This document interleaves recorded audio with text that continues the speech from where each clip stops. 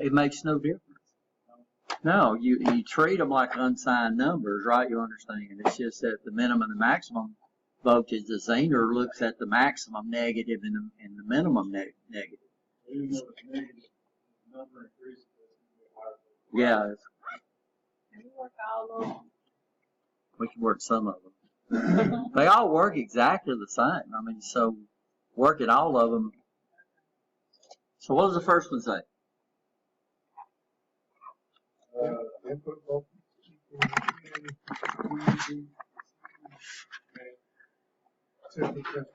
Okay. So VN equals 10 volts plus or minus 10%. So that means my maximum would be what? My VN max would be what? 11 volts. My VN minimum would be what? And my low voltage via the load, we need it to be equal to what? 5.1 volts. Yeah. No, that's not. Zener is what we end up choosing. We don't pick a Zener according to a Zener. We pick a Zener according to the load I'm trying to run, right? You understand? So what I got, and by the way, you have to draw these schematics right. Y'all understand that? So there's a lot to it, but what we're going to do is we're going to leave out the first two parts. We know we start off with a power source, right? And then we're probably going to go to a transformer. And then we're probably going to go to a rectifier. And then we're going to go to a filter. And this is my unregulated right here. And this is where we're at now. And then now we're looking at our watt. We're looking at our regulator. So basically where we'll start drawing these things, we'll start drawing them right here. Okay, and we call this guy here RS. And this is going to be on there. And then I'm going to come down. What are we looking for? We're looking for a positive or a negative. For number one. We're looking for a positive. So I put the Zener in reverse biased. So I'm going to put the cathode toward my unregulated. So if you stop right here, you don't have any circuit. Y'all understand that? There's nothing. First of all, we got to put that we got to put a symbol that represents this wire, and then we're going to come out here and we're going to put a load. So here's the output of my Zener right there. In fact, you don't even have to really put the load because the load is going to vary, right? You understand? So this is unregulated in. So what does the circle right here mean without anything in it? No, what does this symbol right here mean? And this is very important, guys, understanding the symbols of your trade. And you'll even see them, some people even use them wrong. So we got a circle right here. Right here we got a dot, a filled in dot. What does the circle mean? What does that circle mean? It means a connection. It means it's usually a temporary connection, but it means a connection too. What does the solid dot mean? It is connected. Okay. So this would basically be the schematic for all these power supplies that are positive. You just can't leave an open wire down here at the bottom. Y'all understand that? To have current flow, that would be like me having veins without having arteries, right? You understand? So I could send the blood back out, but I couldn't do what? Yeah, arteries and not what? And not veins. So arteries send the blood out and veins bring it back, right? You understand? If I didn't have one of those, I'd be dead. So if you don't have two connections for power on everything, then that is not a circuit. Y'all understand that? And of course, this represents a wire. So what we don't do now is we don't come over here and draw this wire. So this is actually the circuit, the true circuit. I have a wire right here, then I come over and I have a wire right there, and this comes back, and then this goes to unregulated. That's the circuit. But what we do is normally we use one as our reference point for the circuit. We call that common. So instead of drawing the wire, which is actually there, y'all understand that, what do? We use a symbol to replace that wire. And why we do that is it goes all over the place. Anytime I can replace something with a symbol, it makes the schematic easier to follow. Just think about everything in your car that goes back to the common on your car. If they drew that all the way back to your alternator and you were looking at the prints, it would be very confusing because you'd have all these wires there. So all we draw is, now we draw either a common symbol. So this is a common symbol.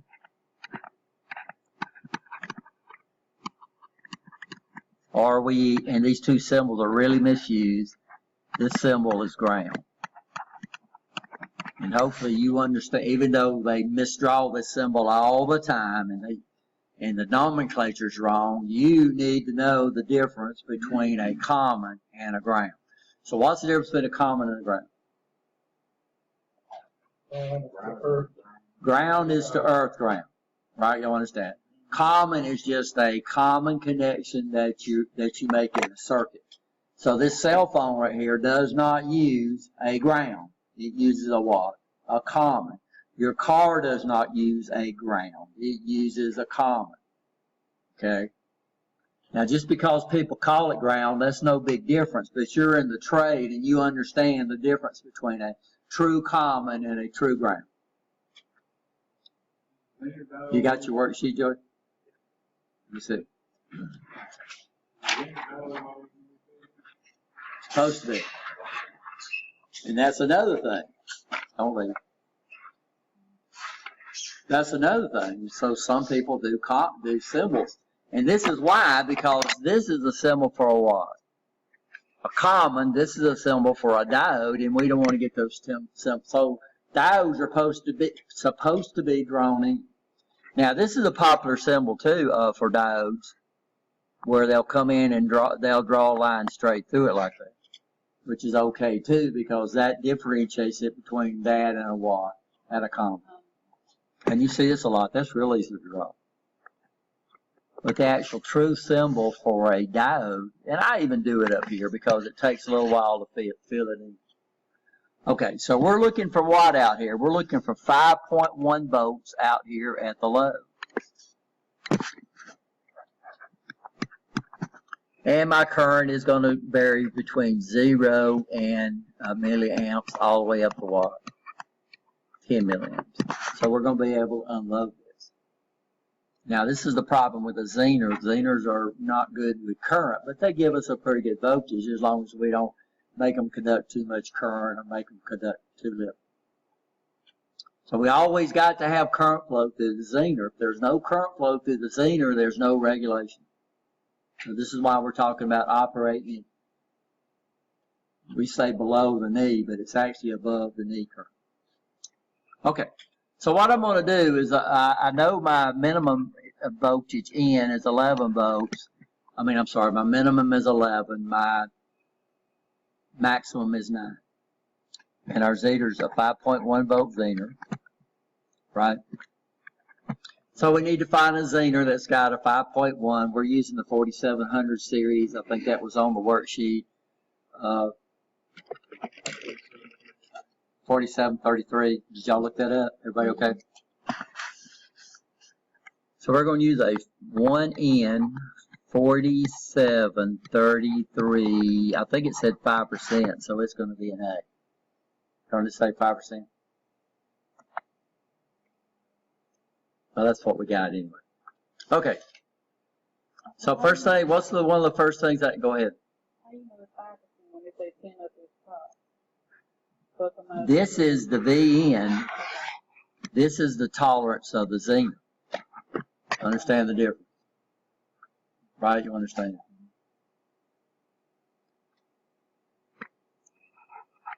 That would be like the tolerance of the pressure that the waterworks generates and the pressure in your house. So hopefully you got a pressure regulator in your house. Everybody got a pressure regulator when their water comes into the house. Well, that would be the Zener. So your Zener is going to regulate over a certain percentage, and in Birmingham or Bessemer is going to do what, or wherever you're at, they're going to regulate their pressure over a certain. So this is not, has nothing to do with the Zener. This is how much the input is going to come into it. So this would be like Birmingham Water Works, right? And then this would be the percentage that the regulator in your house is going to regulate. So if I didn't tell you 5%, normally when we calculate these things, we don't take into consideration the tolerance of the Zener anyway. Okay, so what I got to do, first thing I got to do is solve for this dang series resistor regulator. And we want it to, what's the formula? Look up your formulas, guys. RS is equal to what?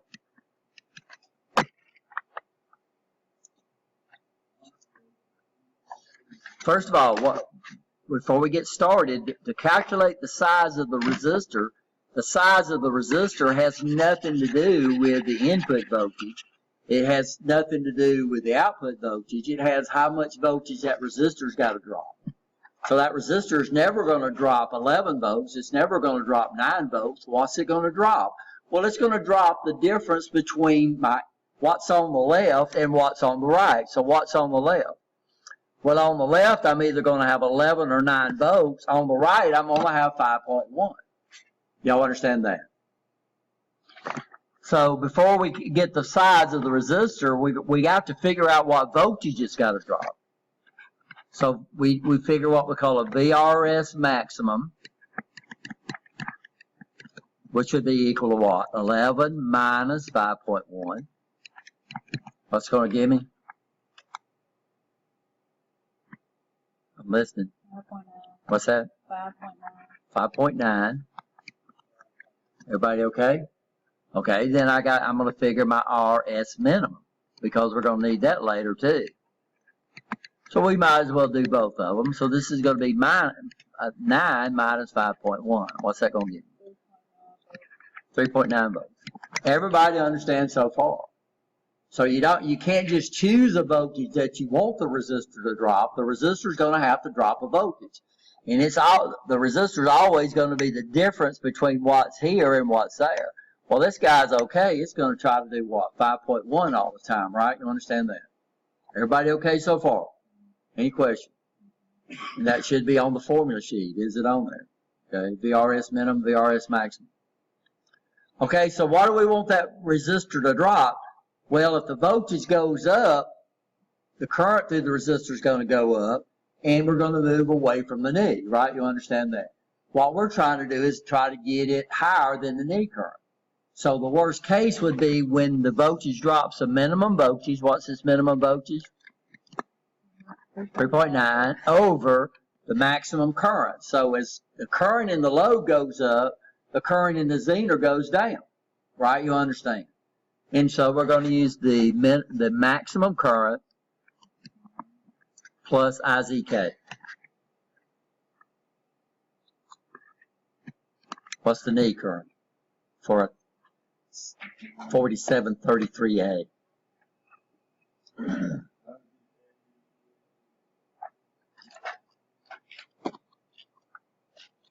I've got 1 milliamp on this. Okay. Y'all understand why? Because we got to guarantee that we size that resistor to support at least IZK. So what we got?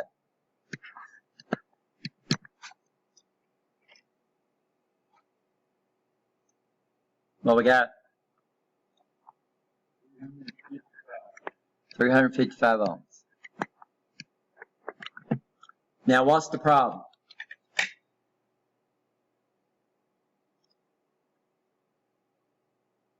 There's no such thing as a 355 ohm resistor. Not unless you make it, unless you have it made.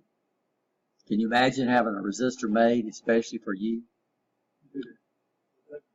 So what do we want to do with this guy? We're going to have to use a standard value, right? You understand? So when I look at my standard chart, what would be the best thing to use? We don't ever round this guy up. If I round it up, I'm moving away from the D. I'm moving back toward, right? You'll understand. I'm moving in the wrong direction. We're all going to always round this down. So what's the best I can do? 330 ohms.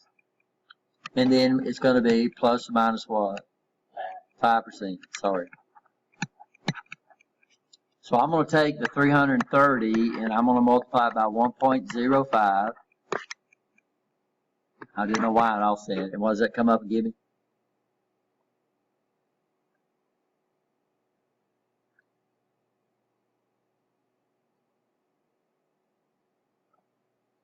$346.5. So is it okay?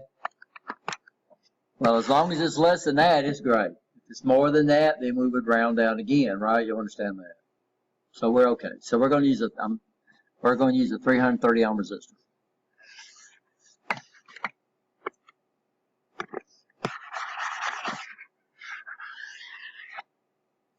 So I'm through with this calculation right there. I'm not going to use a 355. I'm going to use a 330 ohm. So my RS is going to be equal to 330 ohms. Now what do I need to do? Resistors have three things. We're going to use a plus or minus 5%. So that's two things that I know about the resistor. I know the ohm size of the resistor. I know the percentage. And now what's the third thing we need to know before I buy a resistor? We need to know the wattage rating. So how do I calculate the wattage of RC? So power RS, I'm sorry. What formula does it says we can use? VRS max squared. Okay, VRS max. What's VRS max? 5.9. Square that and divide it by the size that we chose. Not the size that we calculated, the size that we chose. Everybody okay? So this would be 330 ohms. So what would be the power?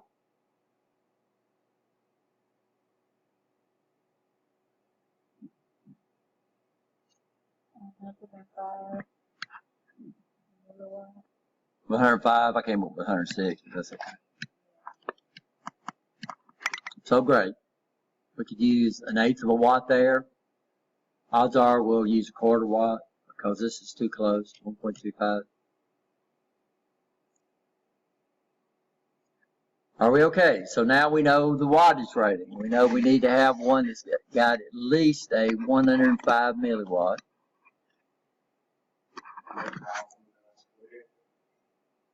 Divided by 333.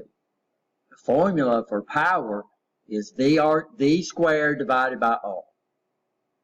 Now, of course, you could go the long way. You could take 5.9. You could divide it by 333. You could come up and get the maximum current through the resistor.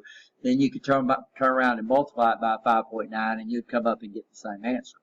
So this is why it's nice to know these other power formulas. So Ohm's law is Ohm's law, but we have three power formulas. We got one Ohm's law, we got three power formulas. What are the P power formulas? V or E times I, power is equal to I squared R, or power is equal to V squared over R. There's your three power formulas you should know. Now why do you need to know all three of them? Because now we can go ahead and calculate without calculating something else, right? You understand?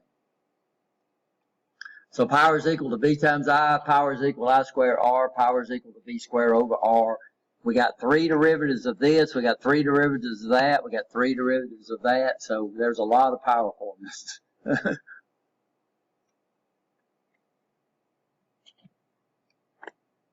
Now all these formulas came from this. What they did is they went back and substituted for V, they substituted for I, and came up with these formulas. Okay, so now what do we need to do now?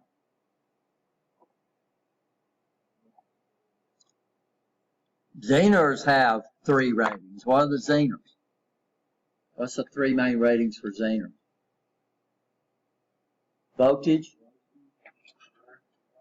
power, and wattage. So it's basically the same. Zeners are basically almost the same as, so resistors is ohms, right? Tolerance and wattage. And then Zeners is voltage, VZ, tolerance and wattage. So the 1 in 4700 series of Zeners, these are all 1 watt Zeners. So we're going to see if we can use this one. If not, then we would have to get a higher powered Zener.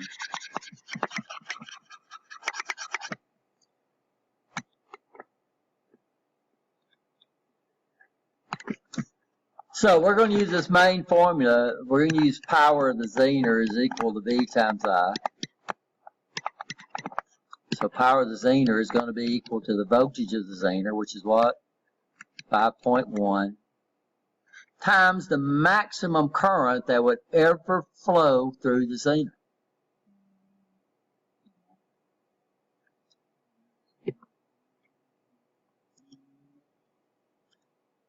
Now, what's going on here is the Zener is dynamically varying its internal resistance, right? You understand that?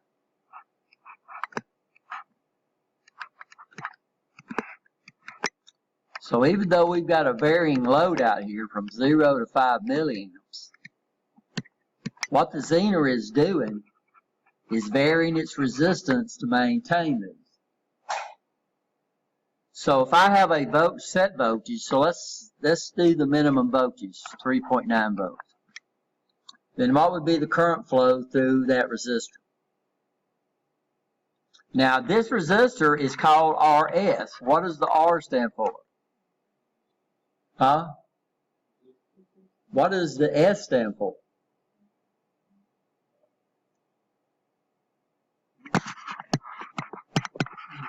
This is a series drop-in resistor, which is required. It is required by a Zener. I have to have a series drop-in resistor. So if it's in series with everything.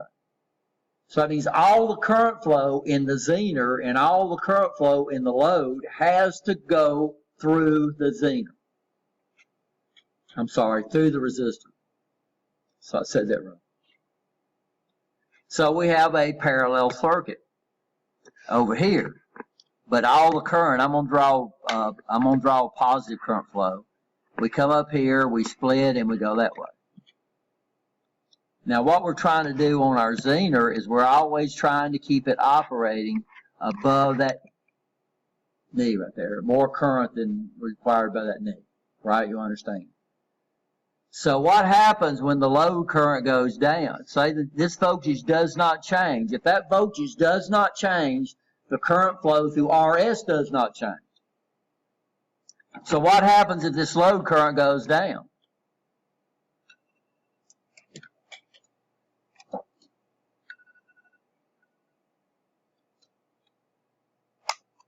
So what happens if the load current goes down? These questions are on the test, by George. So if the current flow through this resistor right here does not change because this voltage does not change, but it comes up here and splits into 2 paths, if this current goes down, what has to be happening to the Zener current? It's got to go up. So it means this resistance automatically goes down, right? You understand? What happens when the Zener current, when this goes up? Well, the Zener current's got to go down. Okay, y'all understand that?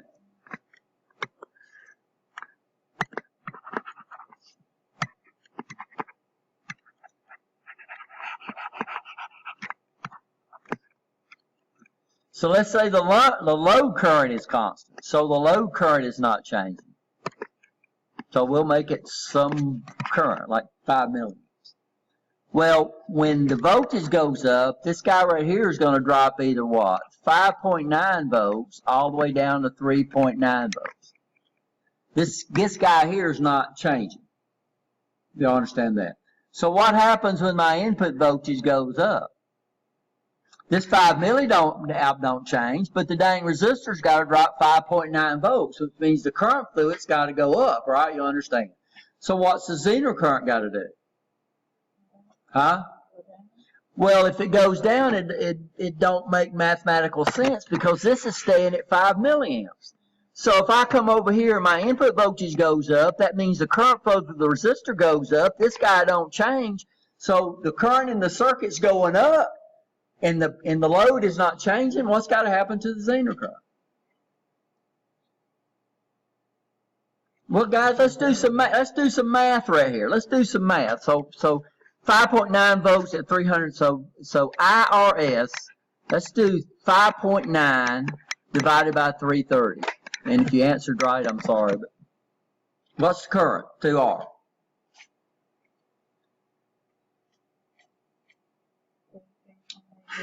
What's that? Okay, milliamps. Okay, let's do the other one. So IR, the current could go down to 3.9 volts at 330 ohms. What would be the current flow through the resistor? 11.8. Okay, 11.8 milliamps. According to Kirchhoff's current law, the current into a junction has to the current out of the junction has to equal to the current in, right? You understand?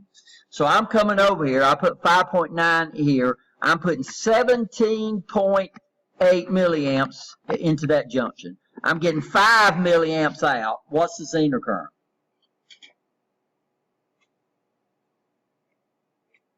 This is DC, guys.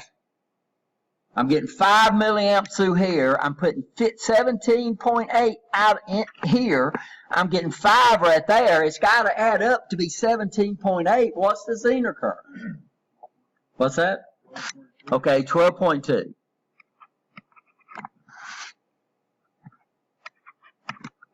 Are we okay? Okay, let's say the input drops down to 3.9. My current flow through the resistor has got to be what? It's got to be what? 11.8. My load current's pulling 5. According to Kirchhoff's current law, both the sums of these two has to be equal to what? Has to be equal to 11.8. So what happens? The load current's not changing. So the Zener current's got to go down. So the Zener current varies in the same direction as the input voltage varies in the opposite direction of the load current. Now this is constantly changing, right? You understand? It's just like Ohm's law. You know, we always have to say if so-and-so is held constant. So what's the relationship between voltage and current if resistance is held constant? Well, if voltage goes up, current goes up. But I can't say what's the relationship between current and the current if the voltage goes down and the resistance goes up and the other one goes down, right? You understand that. So we got to maintain a constant. So to see how the Zener works, we either make the voltage constant and see what happens when the load current varies, or we make the load current constant and see what happens when the input voltage changes. So when will the current flow through the Zener be maximum? Well, when that resistor is dropping the maximum voltage, that's what, and the load current is minimum, right? You understand? So 5.1 volts, I need to figure the maximum voltage in the current. So I'm going to say times. So what's my maximum times? What's the maximum current in the circuit? It's going to be equal to 17.8 milli. That makes sense? Minus the load current, minimum. Okay, so the load current here is 0. So now I can calculate the power in my Zener. And this is what you find out is in electronics, most of the formulas we use in solid state, you already know, or you're supposed to know. What we're doing now is figuring out what V we're going to use, what I we're going to use, what R we're going to use. Y'all understand? But every formula, Kirchhoff's current law, we just use that, right? You understand? We use voltage laws, all kind of stuff. It's just that you got to figure out. So what was this guy right here? V in minimum and V in maximum. That's Kirchhoff's voltage law. And now we're using Kirchhoff's current law for parallel, right? You understand? We're using Watt's law, but where did y'all learn every one of these formulas? DC. Learned them.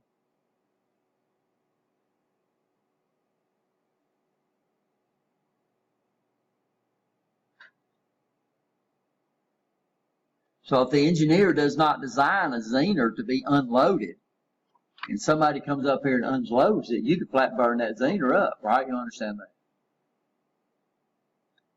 We're designing this right here to unload the Zener. But in applications, odds are they're not going to design it to be unloaded because usually a Zener power supply is going to be a fixed power supply.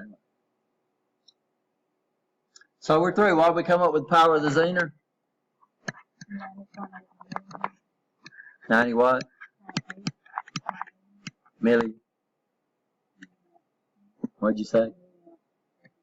No, milliwatt. Yeah, you better get. You don't need to get that right. Yeah, getting the units of your trade, that'll be very, very important. I can't remember which, we'd have to look it up. I need to write that down. But they flat flew a probe into Mars.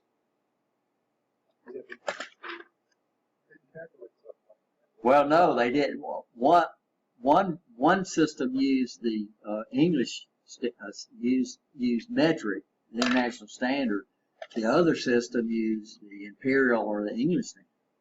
And they didn't convert between the two when they sent that information into the, up to the probe. And it didn't burn, it didn't do its reentry burn at the right time. So it flew into the planet, disintegrated into the atmosphere. And they don't tell them how many millions or billions of dollars that cost us, right? You understand? Because somebody did not take in consideration or did not convert it, did not use the right watt units. So yeah, if you went and interviewed for a job and you didn't know the difference between volts, amps, watts, and ohms, odds are you wouldn't get the job.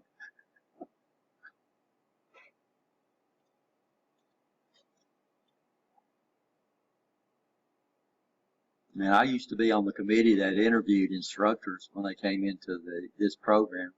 And we made sure they knew this. And we had to do a few minor calculations if they pulled out a formula book. Or when somebody asks you, why do you want to come work with us? Don't say, I really need the job.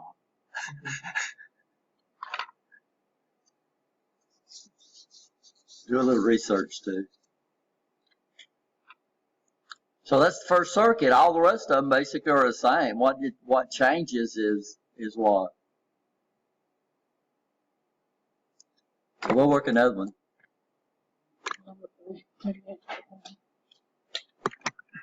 So what are we looking for on number 3? What does it say? So my input voltage is going to be equal to what?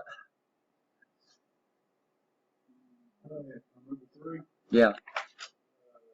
Negative +6 plus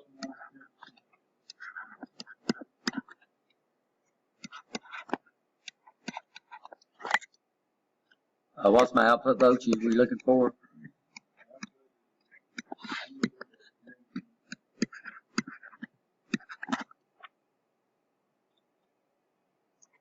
What else I give y'all?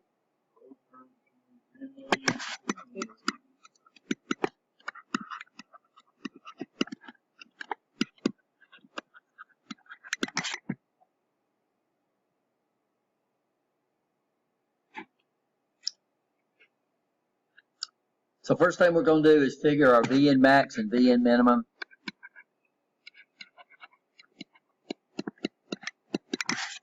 I'm going to multiply that by 10% and subtract 10%. It don't make any difference.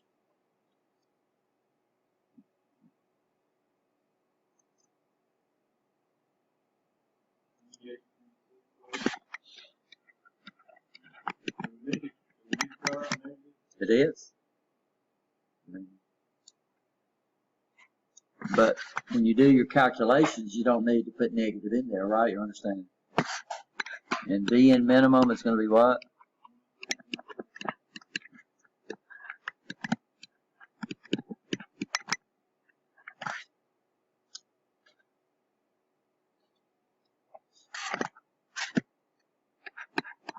So VRS max, it's going to be 22. And voltage drops don't make any difference either, right? You understand? Voltage drops don't have a sign. So what would our maximum voltage that would have to drop?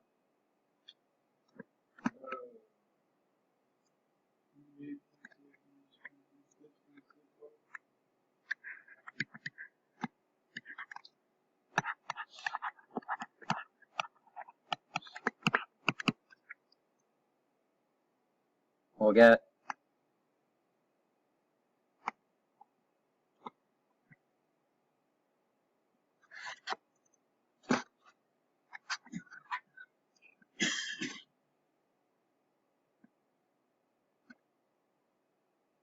I'm listening. Really? Yeah.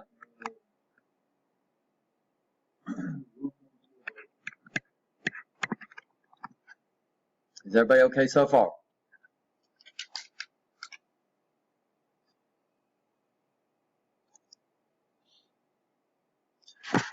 So my circuit minus all the power supplies and rectifiers would be like this.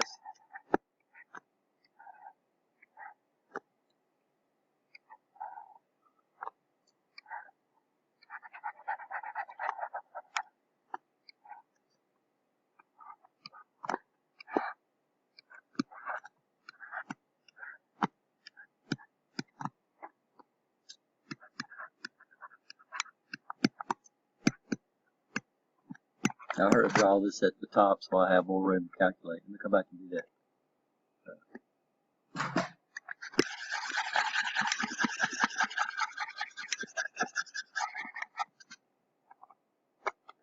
Well, this time I won't get my calculations all over the place.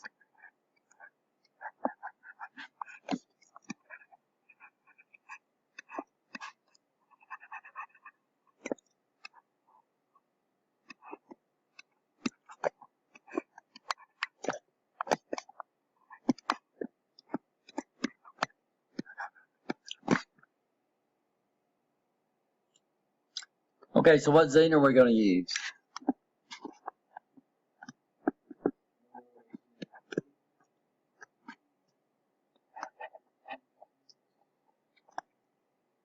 By the way, there's no such thing as a minus 22 volt Zener or a plus 22 volt Zener, right? You understand? What makes it minus is how, or plus is how you put it into the power supply.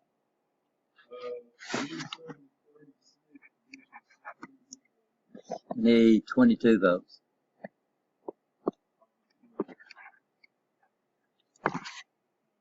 Yeah, don't look at these.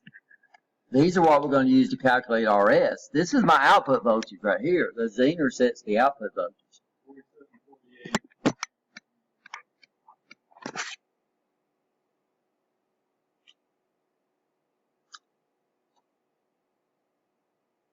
Are we okay here? Everybody okay?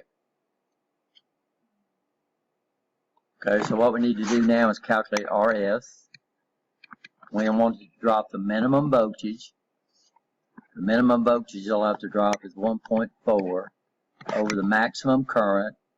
Our maximum current is 15 milliamps plus IZK.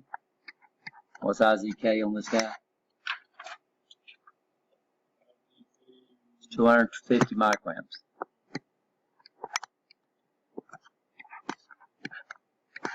Now in parentheses means you got to calculate this. You can't just do this and add 250 to it, right? So understand that. So what do we get for RS?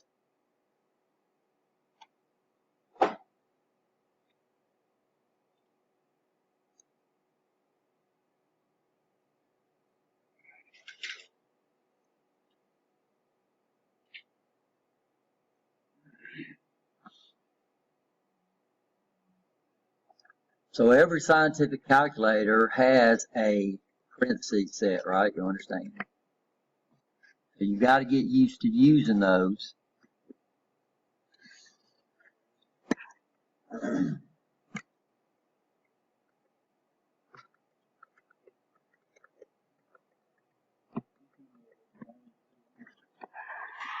Could be okay. So 1.4, then I would say what? Then I would say divided by, then I would open up parentheses. I'll put, say 15 times 10 to the negative third, right? Then I would say plus 250 times 10 to the negative 6. Then I close my parentheses and says equals 92 ohms.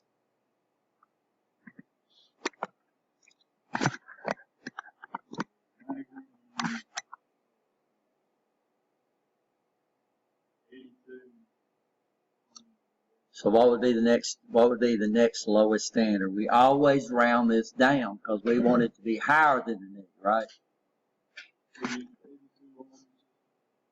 Is there another one below that? Okay. So 82 ohms. Then what am I going to do next? Calculate my tolerance. 82 ohms times 1.05. These are 5% resistors. What that come up? This is actually RS max would be more correctly.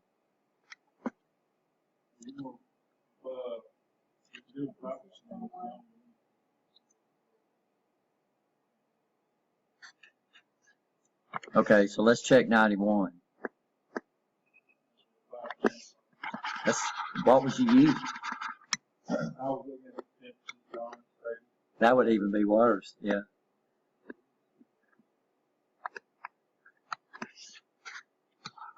So 91 times 1.05, what does this give me? So what's the problem? Too high. We go back to 82 and multiply this 1.5, 86.1, which is great, right? All we're doing is trying to get something smaller than what's up there.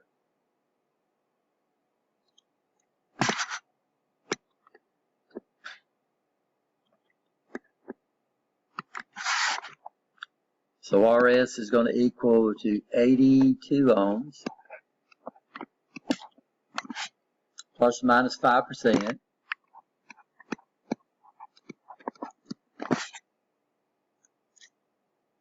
By the way, 10% resistors are getting harder to refine. They're getting so good at making these things. And they use what they call a thin film metal coating. They usually start off with a ceramic tube, and then they come in and they coat that with a metal. And they can control that metal thickness, and sometimes they spiral it and they'll etch into it, and they can get these things down to really, really close. Used to, 5% resistors were hard to find. Now that's the norm. So you'd have problems finding a 10% resistor unless you run into one. But remember, if you get out there working and you have a 10% resistor, you can definitely replace it with a 5 as long as you get the right power. So what we need to do is figure out what power we need. So PRS, I'm going to use the formula V squared over R. So I'm going to use the maximum voltage that resistor would actually ever have to drop, which would give us the maximum power, 6.6 squared divided by R, which is 82. So here, make sure, one of the big mistakes people do is they use what they calculated and not what they used. So we're through with this 92 guide, right? You understand? That was the maximum we could have once. And what do we do with this resistor? We always do what? We always round down because we want it to move past the knee. We want to be more than IZK. So what was our power of that resistor?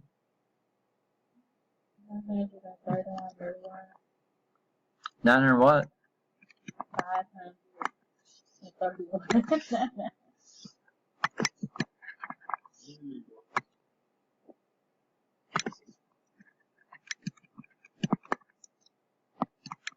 So what would you use there, guy? We use a 1/8 of a watt, a 1/4 watt, a 1/2 watt, a 1 watt. We definitely use 1 watt there, at least.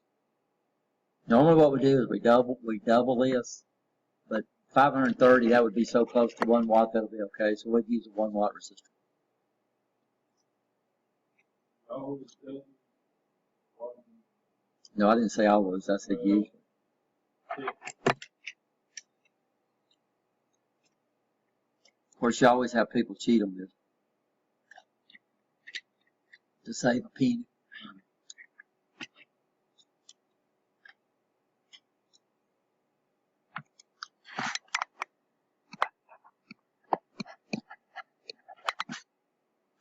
Now we need to check the power. Y'all okay on the Zener? We teach forward bias and all these diodes, and and of course I can understand why the mistake comes there. But remember, the Zener, we have to do what? We put it in the circuit reverse bias. If you forward bias, it acts like a diode. As long as you don't exceed the breakover voltage, it acts just like a diode. It acts just like a silicon diode. Zeners are silicon. I've never seen a germanium Zener. So now we need to calculate the power in the Zener. So power in the Zener, we're going to use V times I. So I got to figure out what voltage I'm going to use. I'm going to use the Zener voltage, which is what? 22. And now I got to figure out I. Well, what I'm going to do to figure out I is I'm going to use the maximum current through that resistor. That gives me the maximum current in the circuit, right? You understand? So let's go ahead and calculate that. Normally I do it up here, but I think on the data sheet I put you the formula. What's RS max? Isn't that on the data sheet? Yeah, but what's the formula? VS max, VRS max. That's VRS max. What's IRS max? Ain't that on the formula sheet?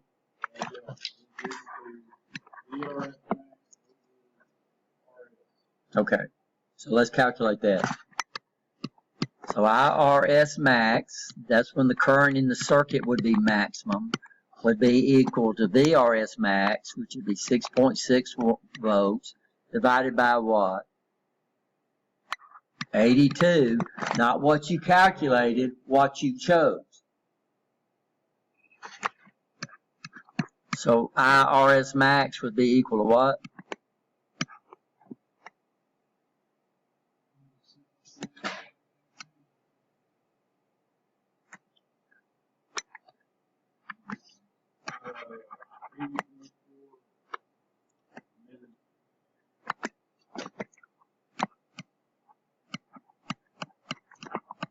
What? 80.4 what?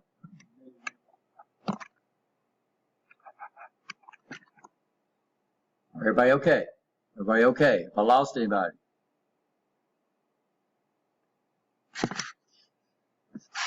So I'll multiply this times 80.4 milli. Power is power. Now understand, there's no such thing. If you put a negative in there, you're going to come up with a negative power. Is there such thing as a negative power? A lot of us would love to do that. So power, voltage drops have no polarity. Y'all understand that?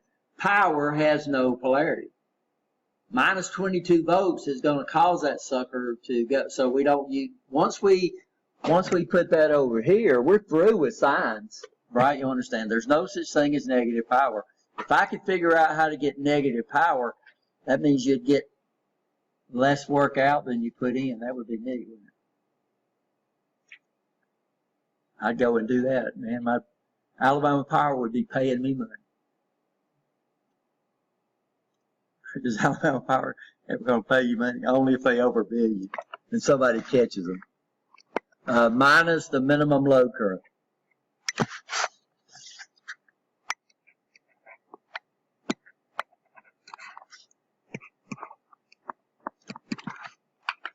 So guys, once we get past this, voltage signs are what?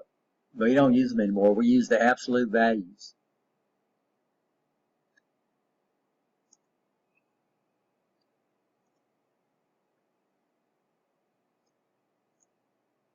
So if you always put your black lead on your meter toward the negative supply, you always put your meter lead toward the positive supply. If you measure the voltage drop across the resistor in any circuit, I don't care if it's got a negative supply or a positive supply, it will always measure the absolute value. What's the absolute value? What is the absolute value? What does that term mean? The number without the sign. Always assume positive. So what we got here? What's that? I believe this is what? It's 22 volts. Yeah. So what's the problem?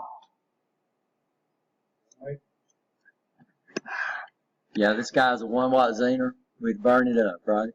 So what does that mean? Yeah, we'd have to find at least a 2 watt Zener, right? You understand that? And this is why we calculate this stuff. We just don't go out and find something. So you're not going to the value of the Usually.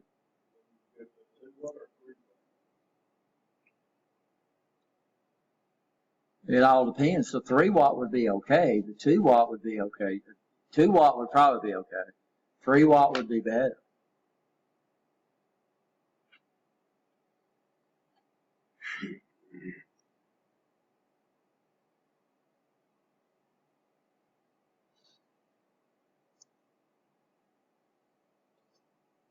So what did we do difference between this one and the first one?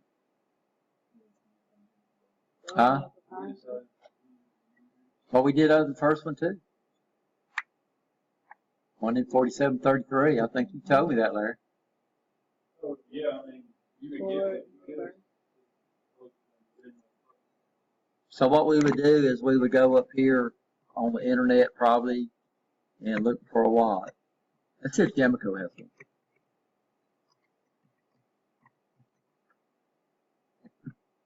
We need like a 2 watt Zener, right? At least.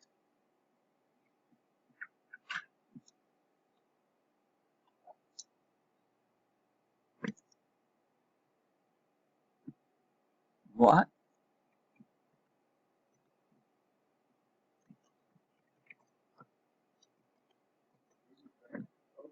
No, it just happens every once in a while. No, we want a 2 watt Zener. Yeah, they might not find it. They'll probably look for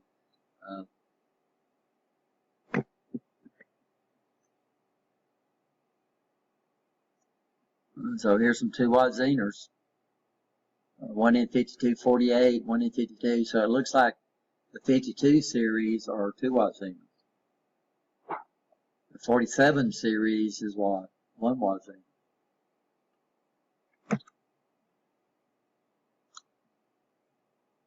And what voltage did we look for? 22 volts. I don't know if they sell that or not. 21 volts. So we might have to deal with 21 volts instead of 22 volts. Yeah. Where's the 5 watt? Look at this one.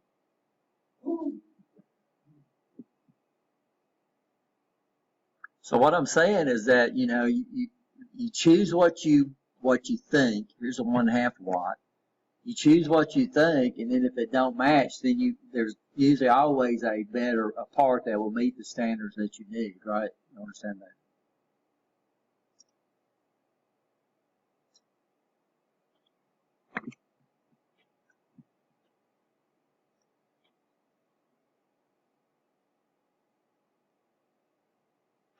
Yeah, the 5300 series looks like they're 5 watts. The 5200 series, there's probably not a 3 watt, but a 5 watt would probably work fine. A 2 watt would probably give you no problems, right? But so the 5 watt, the 2 watt, 21 volt, that's 1 watt.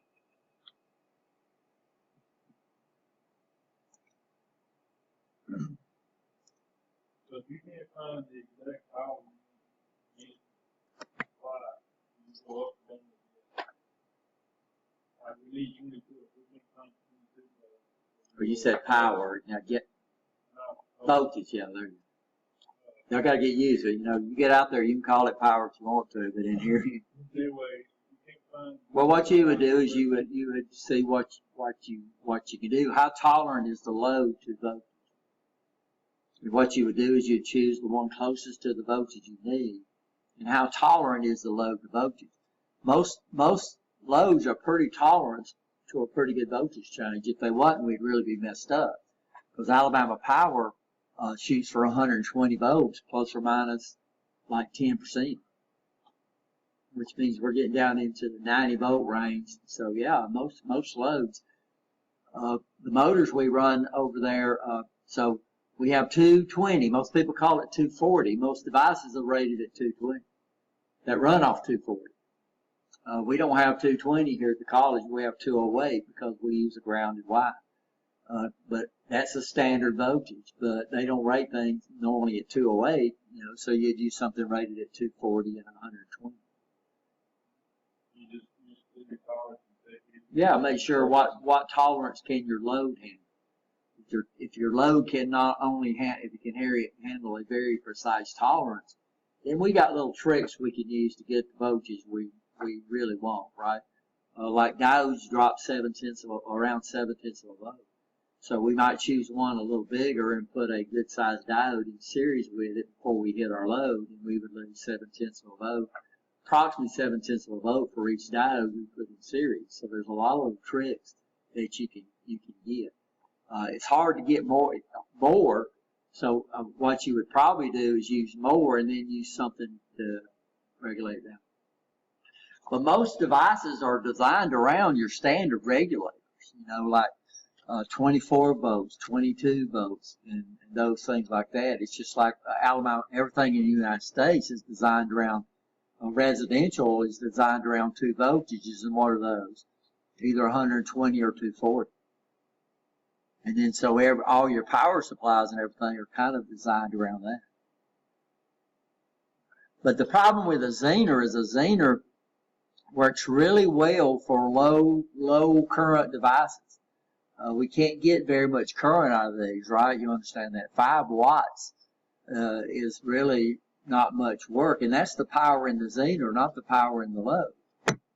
So the power in the Zener will always be bigger, required by the Zener will always be bigger than the power required by the load. Everybody understand that? And so what we're doing is we're sacrificing Zener power, so the power in is always going to be less than the power we get out. And that's true. There's no such thing as something that is 100% efficient. So it always makes more power to run. So, you know, when you've got your car engine, the power that you're putting into the engine is a lot more, it's more than the power you're getting out all the way to those rear wheels.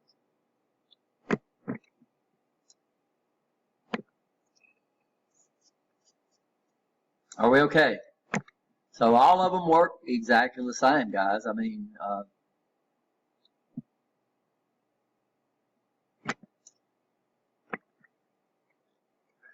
so we have the first one set up here.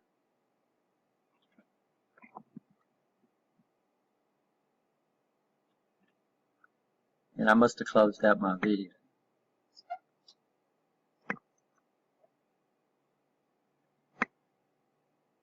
So we got a 4733, which is a 5.1 volt Zener set up.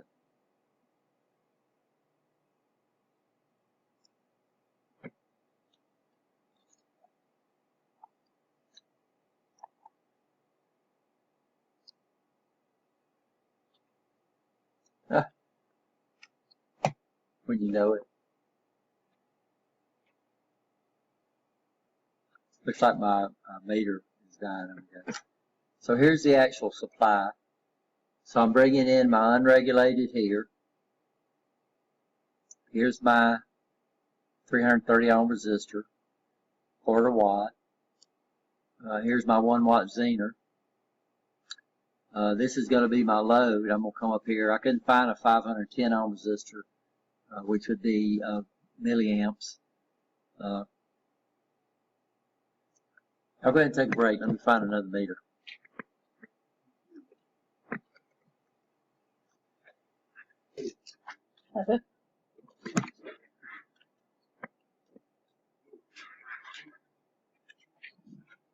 Why does my camera keep closing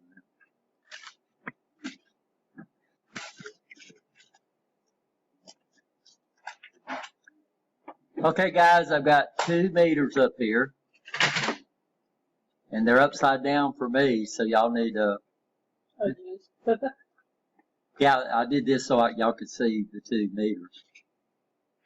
So we got 2 meters. Let me move this back a little bit. Oops, wrong way, Rich.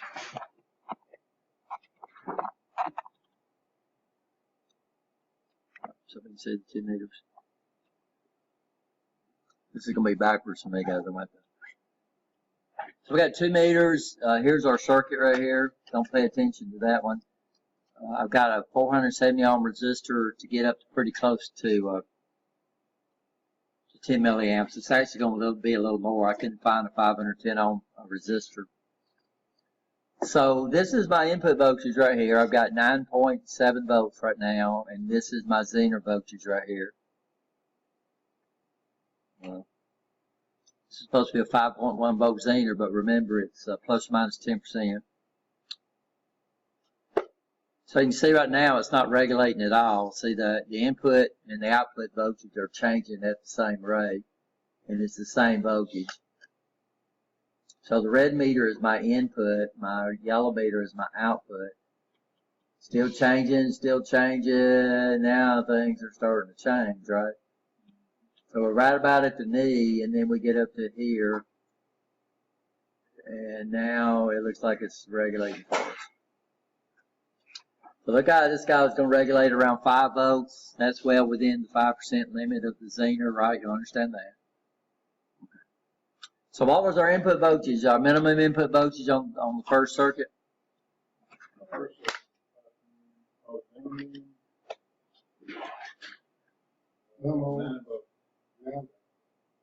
Okay, so this is 9 volts.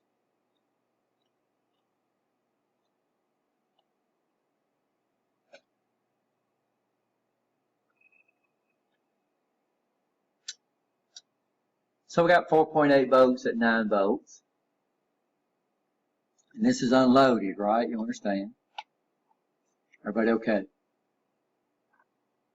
Oh, now this is 0. 4.8 volts, it's rated at 5.1, 4.8 volts, that's still pretty good, okay? And then what's our maximum input voltage? What's that?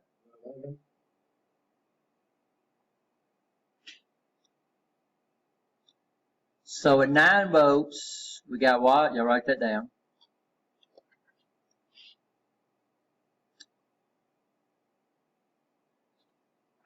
So 9 volts, we got 4.8 volts.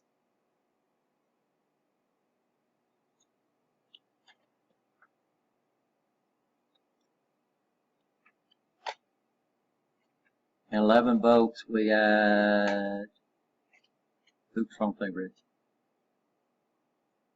That's right. And then 11 volts, oops, wait.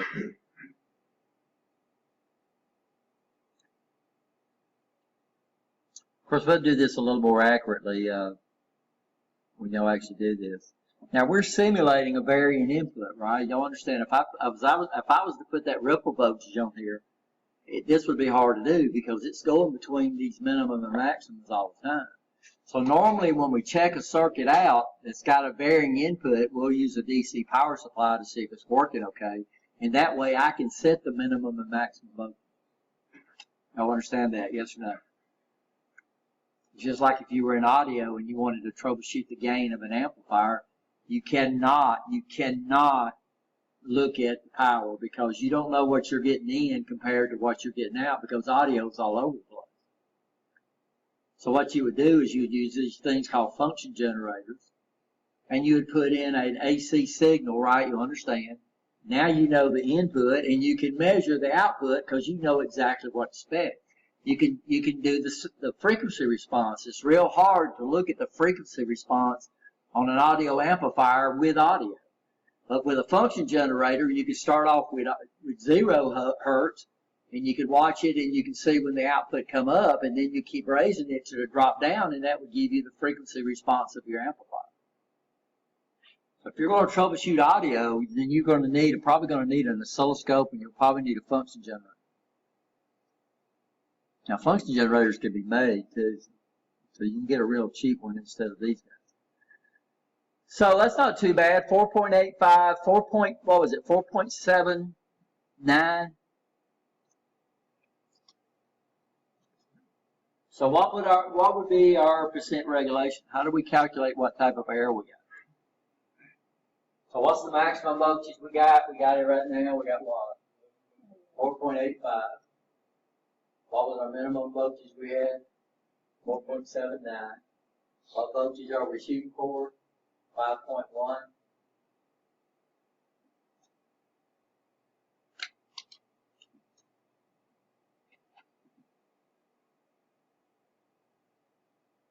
We'll apply this times 100. And that will give us our, what we call our percent relation.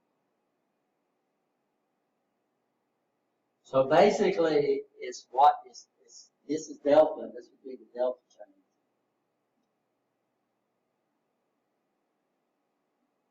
And it's always big minus little. Y'all understand that? It's always big minus little. So it's what you got divided by what you want times 100. That's delta, which means a change in voltage. So we got our maximum voltage, right? You understand. We subtract from that the minimum voltage. We divide that by what we're shooting for. We're shooting for 5.1 volts. That's what the thing is rated at. Right? Does that make sense? So what's our percent regulation of this? What's that? 10.7%. Huh?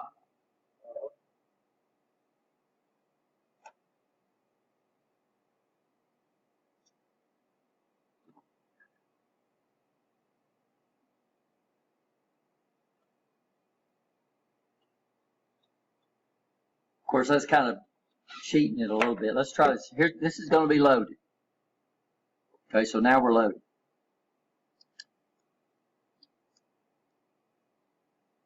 So this is unloaded.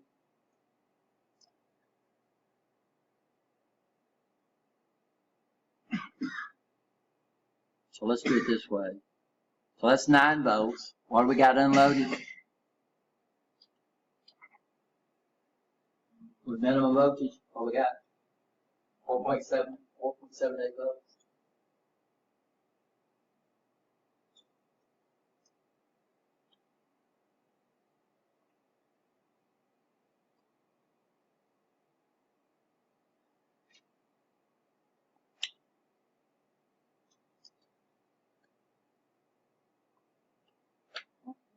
Huh?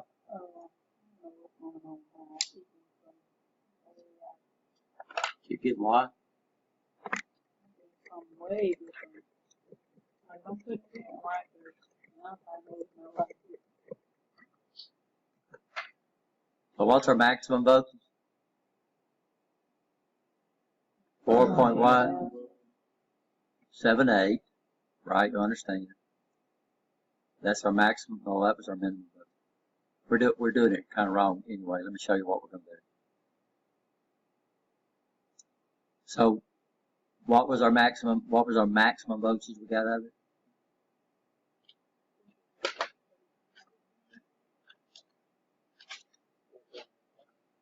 What? 85. What was our minimum voltage? yeah, Okay. 4.85. I know what y'all said, but I put it in the wrong thing, just like I did. I gotta use this. 4.85. Then I subtracted what? 4.79. I hit equals. And then I divide that by what we're shooting for.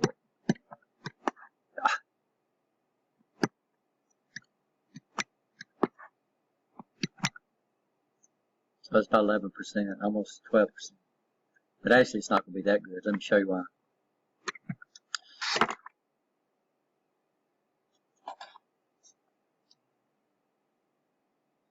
So this would be my maximum voltage. That's going to be 11 volts, right? Oh, 11 volts, right? Right.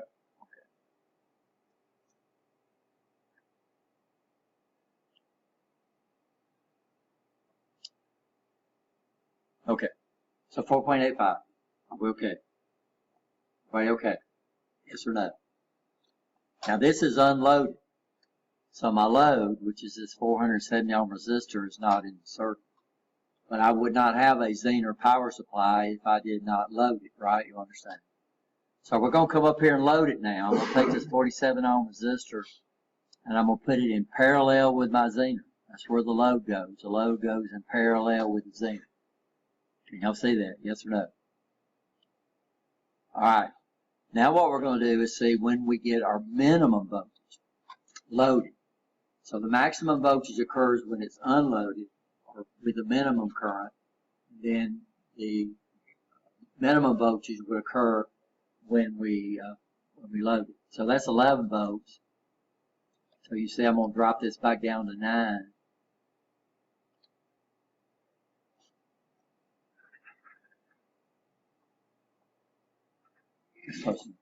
So this is what we're supposed to do. So what would the maximum voltage did not change, but the minimum voltage changed. Huh?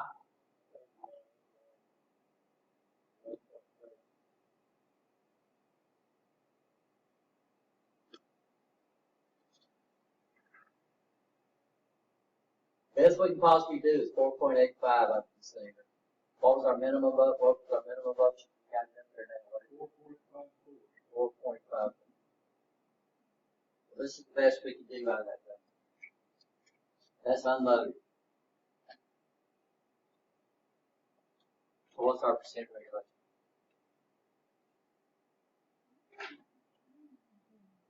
Huh?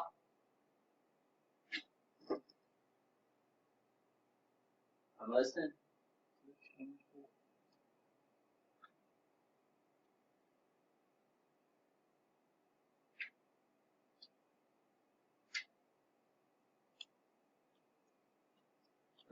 Basically, this is the way I calculate your grade on the test. So this will be what's possible on the test.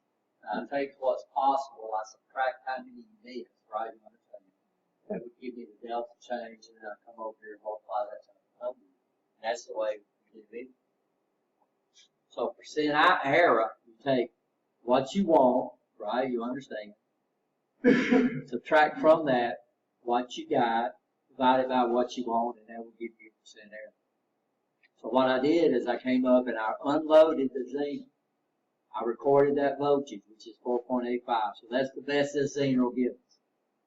Then I put it under maximum load. And notice the output of the Zener dropped down. It's going to do that. The Zener has, y'all understand that all power supplies change a little bit when you load.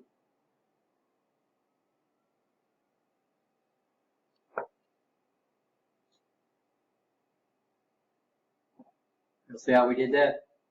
Everybody okay?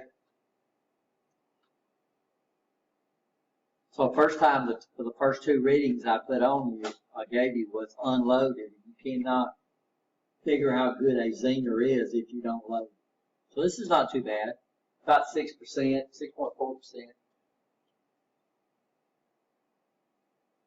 Of course, this wouldn't work in a TTL power supply. TTL logic requires 5 volts plus or minus 5%. So we need to do something a little better. But notice as the current load goes up, the resistance of the Zener is not a straight line. So the resistance of the Zener varies in curve. So y'all understand this?